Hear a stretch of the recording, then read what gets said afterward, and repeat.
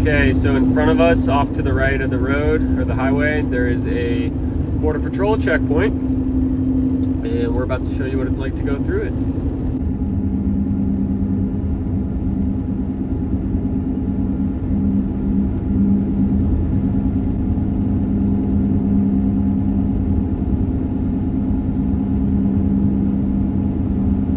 Here we go.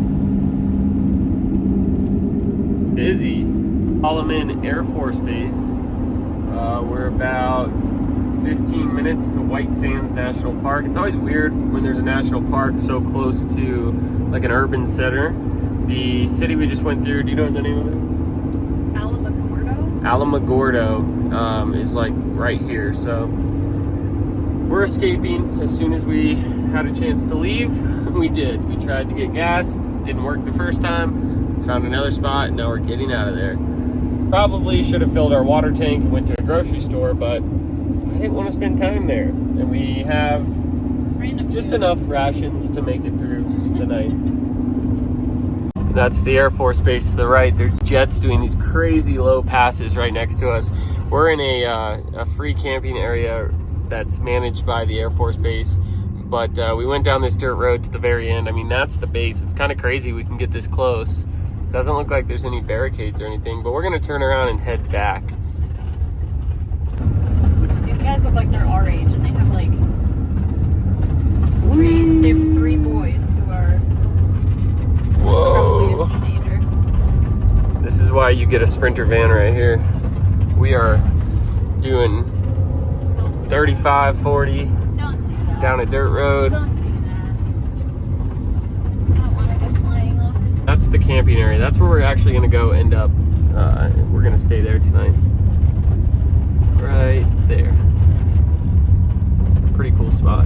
We left that camping area and we are gonna go into White Sands National Park for sunset, which I think is actually gonna be awesome to have that low light sunlight. It's kind of hazy out, might be really pretty. And then we'll go back tomorrow and spend some more time there, maybe do some hiking and stuff like that. The camping area, yeah, It was okay. just kind of a lot of people, not really our vibe. So I don't know, I'd rather go sit in a national park than sit in a gravel lot with a bunch of other people nearby until sunset. And then we'll drive back over here and grab a little spot along the little lake there, maybe meet some fellow Vanlife people. Entering White Sands National Park. Okay, so that stuff there, that is the sand, and it's white. That's why it gets the name White Sands National Park.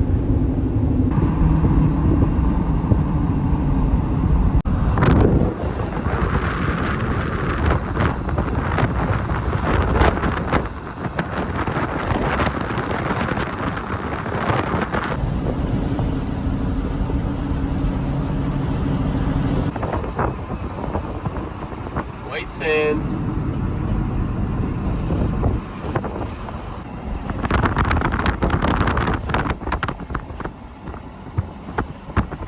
The kind of sand like Salt Lake Vegas stuff. Here we go. Off the pavement and onto the sand.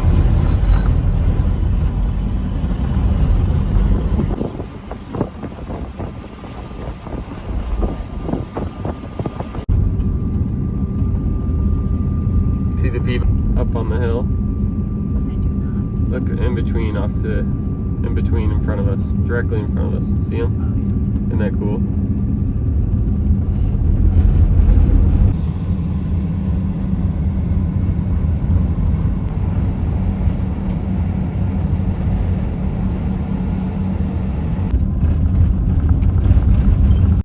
I'm not a car person, but for some reason that looks pretty cool parked right there.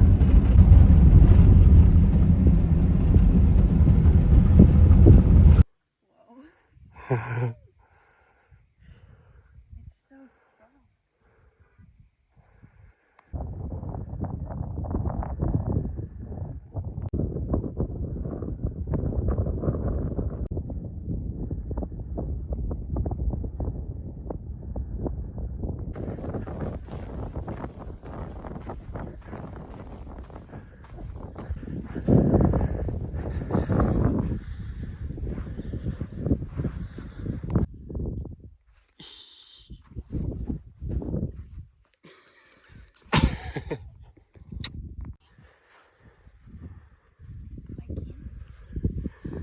Otherwise they'll see our van and kick us out.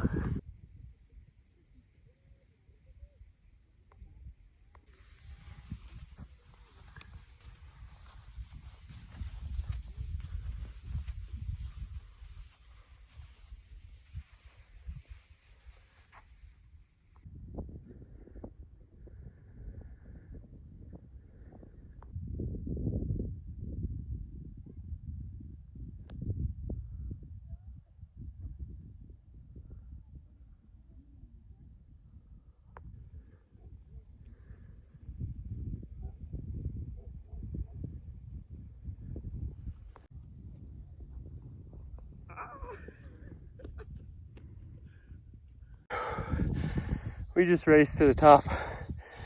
I gave her a 10-second head start, and I beat her by about an inch. Heart rate's at 200. We're sitting here watching the sunset.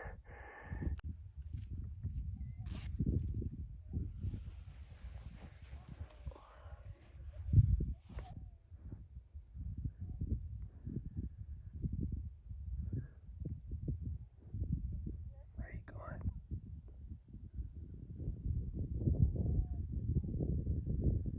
Right, we just got done watching a killer sunset. And now we're walking back to the van.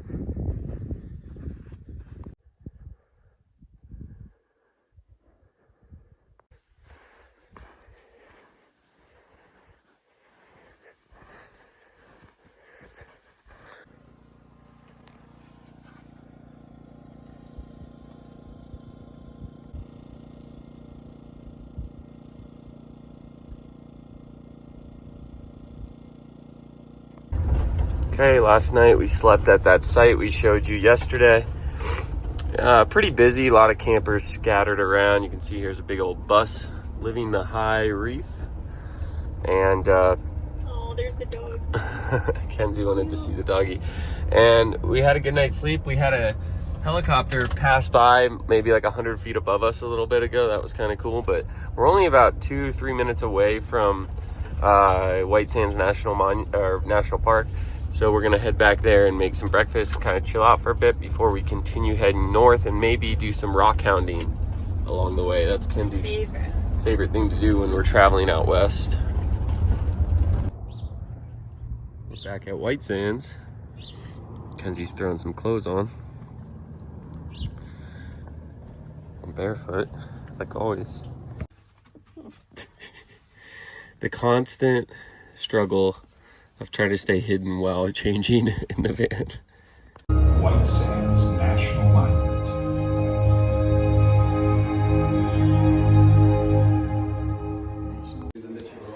All right, so that's where we camped last night.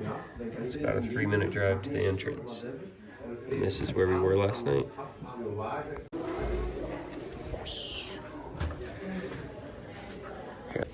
Okay, so we just watched that film. It was really cool. So it's gypsum is what makes up the sand, which comes from the mountains surrounding us. And gypsum's really soft, they said. It could split easy. So Softer than a fingernail. yeah, so what happens is the rain washes it down the mountains, and then it's deposited in the basin, and then The wind breaks it apart, and it tumbles around to get smaller and smaller. I look so tired. I pretty much like just woke up. and then eventually it becomes fine like a sand, and the fronts of the dunes can be 60 feet tall, and they hold the vegetation and everything, and then in the middle they're about 30 feet tall, and the plants, actually the roots go all the way down and on a pretty cool stuff. Yes, I'm on your face. I always have something on my face.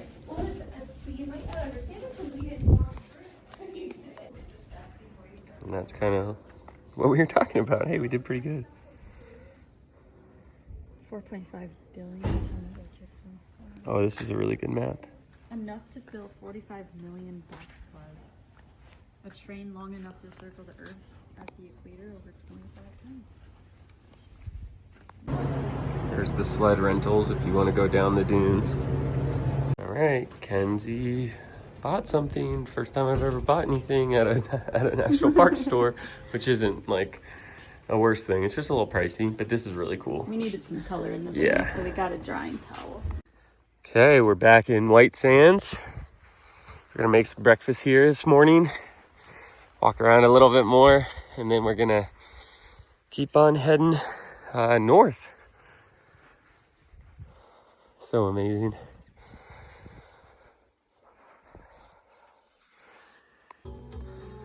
Breakfast is open.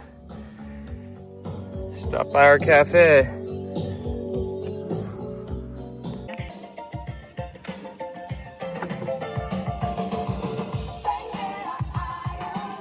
I don't know if you guys have been upstairs yet, but here's my second floor. Got some brekkie and a view. Hi. Here is Kenzie. Hello, friends. Hello. We just pulled out of White Sands National Park. Dune Drive. Dune Drive. We both agree we give White Sands a 6, a 10 for uniqueness, but there's really not so much to do unless you want to just walk through the hot desert in sand. Yeah, or go sledding, which looks fun, But totally, like, the unique part of it, like, it's definitely worth driving 10 hours out of your way to see this place, I think. and watch the informative video, because you really learn a lot about the park that way. Yeah, I think that's huge, being able to, like, understand how this place works, because it's very confusing. The gift shop has sand from Florida, not even from here. The gypsum, you can't take it, so I thought that was funny, too. Yeah. Anyway, we're heading to Arizona. Petrified Forest. Yep. National Park. And we're gonna try to find some water along the way. This stretch we've been on has been brutal for finding a spigot to fill our tank.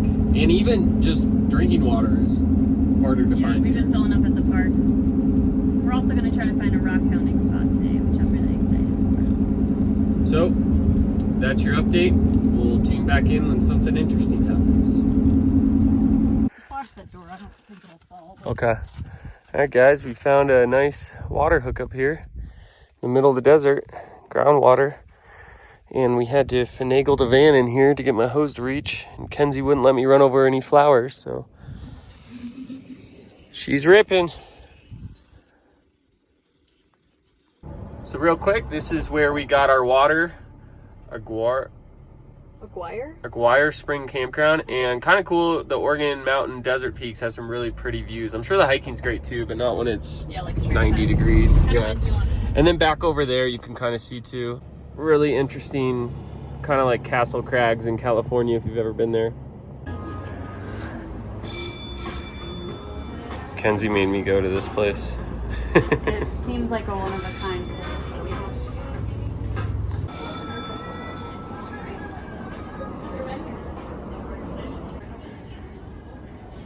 So pickle, hot dog with relish, yum. Okay, I got the brownie, fudge brownie bliss. Kenzie got the, Salted pecan. how is it? Mine's pretty good too, very healthy.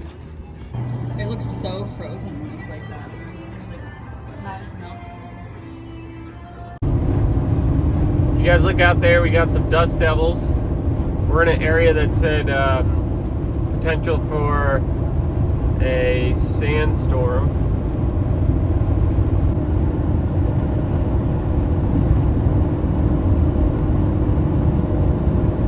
But now a dust devil is not a tornado.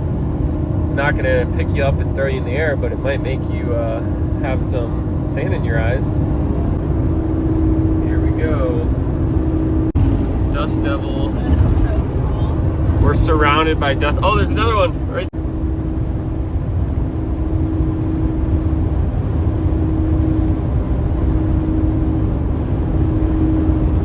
That looks terrible. That's a big one, y'all. We're tornado hunting now. That thing's got to be a mile across. Wowzers. Look at the size of that thing. Holy smokes. You can see the plume all the way up in the clouds. We got ourselves a big one right there, boys. Look at that thing go. Yee-hoo! All right, I'm just kidding. That's not a tornado, but that is the biggest dust devil I've ever seen in my life. Massive. Look at that. Oh my gosh, you should see it now. It's like exploding. Oh, I Look, there's one going There's across another the road. one There's ripping. one going across the road. Wait, in front of Dominoes flipping. There's the solar farm. As we go by, you can see the reflection. Pretty crazy. We're in a really interesting area. Solar farms and dust devils. Isn't that pretty? Yeah, off to the right. Use extreme caution. Zero visibility possible. Do not stop in travel lanes. That's copper. Off to our right, that is a huge copper mine. Kenzie did some research on it. We think it's closed, but that thing is massive. We're currently in New Mexico, heading towards Arizona. Okay, so we are driving up to that mine we were talking about. We found an overlook, and it's just crazy. Like, I can't explain to you the size of this mine. Off to your right, that is like, it's like a huge mountain. Just look at that in comparison to the buildings. Absolutely massive, and kind of sad that they destroy all of this to create it. Okay guys, we are here climbing up the van. This place is wild. Holy smokes. The scale.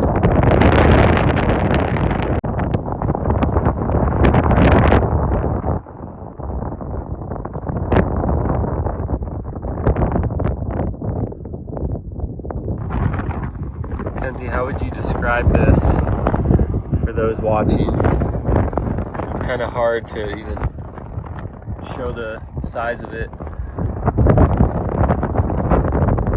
And it, like, we can't even see the bottom. And it goes up and over this, I believe. Bigger. That's what she said.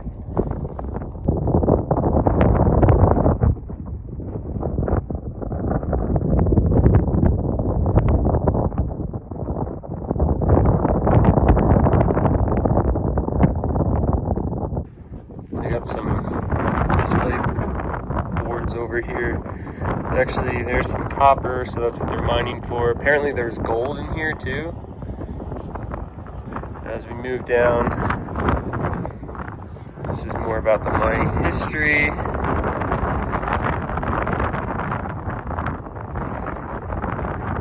I just believe the name Chino was derived from a slang Mexican word for quartz. Today, Chino is owned by the Freeport McMoran Copper and Gold Incorporated. Open pit mining. This is pretty cool stuff. Life and death of a mining town.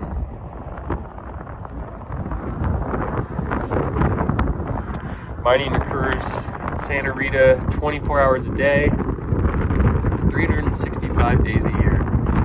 2 billion tons of material have been moved. Today, the mine is 1,600 feet deep and continues to grow as copper-bearing ore is mined. That is crazy. 1 million pounds of copper each year.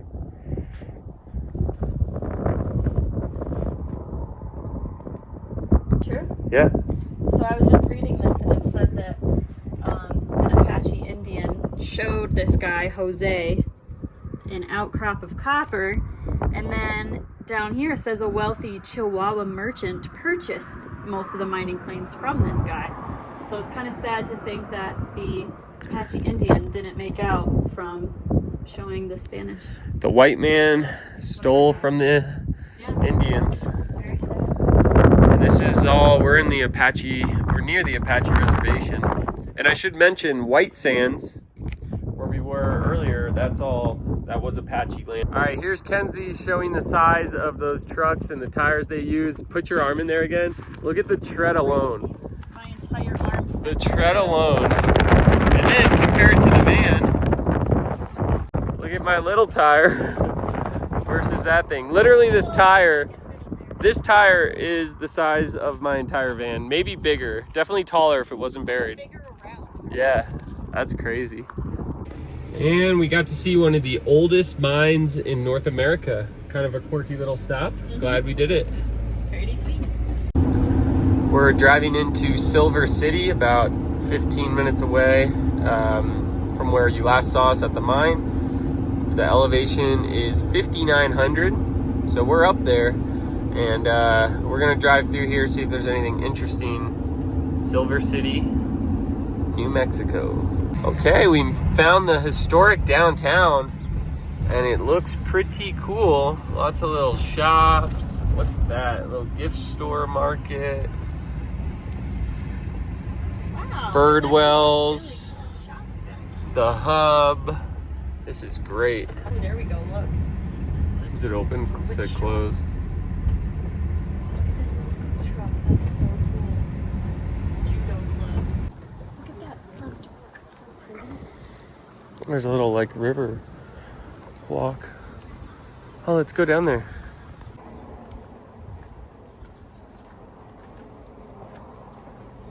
Oh, this is cool. It's a little park along the river. Station.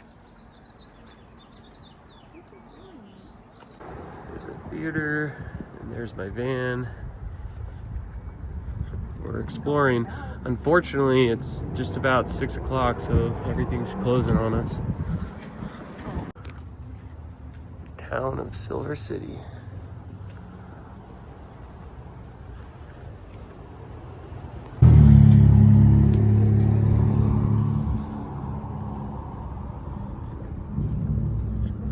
We left Silver City and we're driving through a few national forests, the Gila National Forest, I believe, and we're on Highway 180 West, heading north currently, which is funny because it's Highway West. I don't know. Anyways, disregard. But look how pretty it is. Kenzie's loving this. The landscape is getting really nice, and we have a feeling we're going to see a mountain lion. We just entered the Gila National Forest, and it is gorgeous.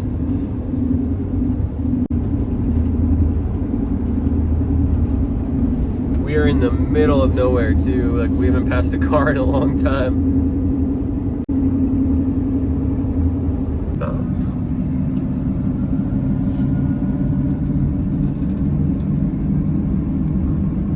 Doesn't this remind you of the Drive to Cody?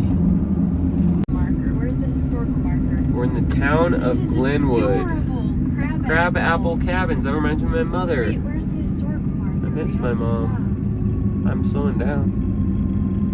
stop. Oh, that's cool over there. This little town exists in the Gila National Forest. Just driving through and look at it. I want to go metal detecting right here. Okay, we just entered the Apache National Forest. I'll show you guys the view. We haven't passed a car. We haven't had cell service in about an hour plus, but look at where we are in the middle of nowhere on top of this mountain. This is what it's all about.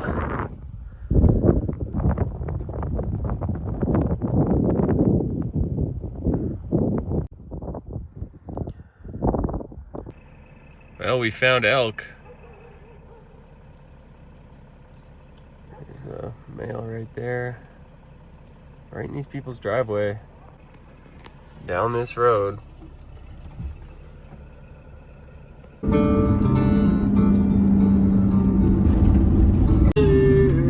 made it to Arizona.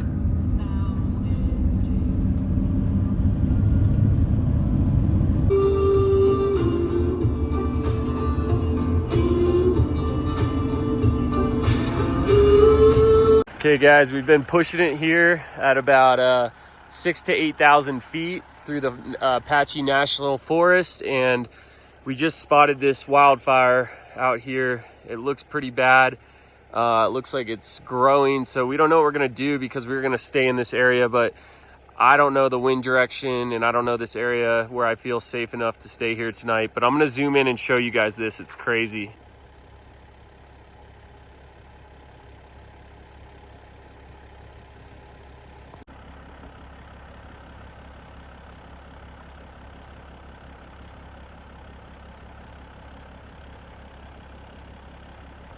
Got a movie going. Kenzie's got some leftovers. So good. I don't get any because I already had them, so I have to eat top ramen. I actually don't have to because it's gonna fall. Because look at that fridge, y'all. That fridge is stocked. Our pantry is stocked. We are camping in the town of St. John. Hold on, I gotta sit down. We're camping in the town of St. John. We're stealth camping. Obviously, not really stealth camping because people know where we're at. That is a public library. And I hooked up to their Wi-Fi. We're gonna call it a night. We'll see you all tomorrow, maybe. Night. Good night. Ooh, your lips look nice.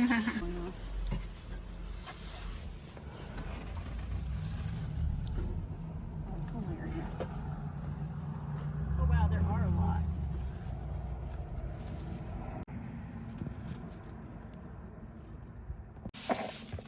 What are you doing? I just grabbed a whole handful of noodles. What are you doing out there with noodles?